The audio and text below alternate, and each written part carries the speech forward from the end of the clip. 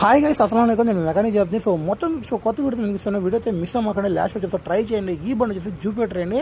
110cc BS6 model 2024 model అండి. So మొత్తం చూసి కస్టమర్ తన జనరల్ సర్వీస్ చేయాలి అని చెప్పి అందరు తీసుకొచ్చారండి.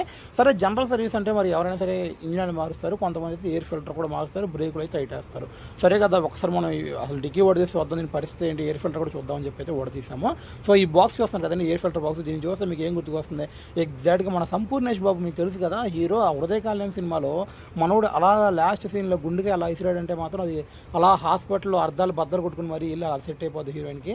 మరి అలాగే ఉంది చూడండి ఒకసారి, సేమ్ టు సేమ్. మరి సో మొత్తానికి వచ్చేసి వ్యవహారం ఏంటంటే మనం ఎయిర్ ఫిల్టర్ కూడా క్లీన్ చేయబోతున్నాము. ఎయిర్ ఫిల్టర్ అయితే ఘోరంగా ఉందండి, మామూలు కాదు. డస్ట్ బాగా పట్టేసి మనోడైతే బండి కొన కానించి క్లీన్ చేయించాడు లేదో మనకైతే తెలియదు. సో మనమైతే నీట్గా మనం స్కూటీ తోలేటప్పుడు ఎప్పుడైనా సరే అండి, స్కూటీ ఎవరైనా సరే స్కూటీ యూజర్స్ అయితే నేను చెప్పేది ఏంటంటే ఇంజిన్ ఆయిల్తో పాటు గేర్ ఆయిల్ కూడా కంపల్సరీ చేంజ్ చేసుకోవాలి. దాంతోపాటు ఎయిర్ ఫిల్టర్ కూడా అండి, ప్రతి సర్వీస్ కూడా మీకు కుదిరితే ఎయిర్ ఫిల్టర్ క్లీన్ చేయించుకోండి. ఒకవేళ కుదరలేదా అంటే 2 సర్వీస్కి ఒకసారి ఎయిర్ ఫిల్టర్ క్లీన్ చేయించుకోండి. దాని తర్వాత వచ్చేసి ఎయిర్ ఫిల్టర్ కూడా ఒక 10,000 కిలోమీటర్లకు ఒకసారి ఎయిర్ ఫిల్టర్ కొత్త చేయించుకోండి.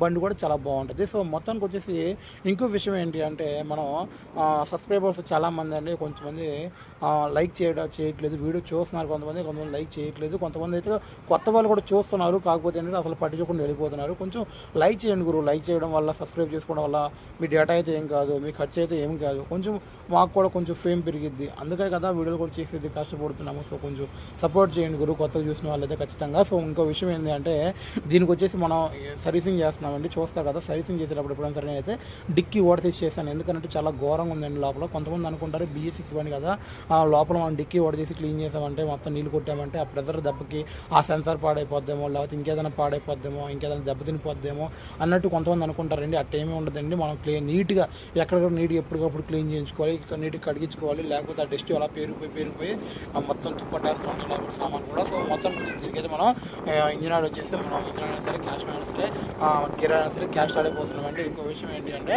దీనికి ఎప్పుడైనా సరే నేను చెప్పేది ఏంటంటే 750 ml వచ్చిందండి జూపిటర్కి, మనం అయితే 800 పోసాము. మరి ఎందుకన్నా 50 ml ఎక్కువ పోసాము అంటే ఏం లేదు, ఒక్కొక్కరు టైంకి పంపిస్తారు, ఒక్కొక్కరు మార్పిస్తారు దానికి, అందుకని అలా పోస్తాను. ఇది వచ్చేసి టైర్ చూస్తారు కదా, జాఫర్ బటన్ వేస్తాం, వెనకాల టైర్ అయితే అయిపోయిందండి, మనైతే కొత్త టైర్ వేస్తున్నాము. సో మొత్తానికి వచ్చేసి మీకు ఎలా అనిపించింది ఏంటి నాకైతే కామెంట్స్లో కామెంట్ చేయండి వీడియో.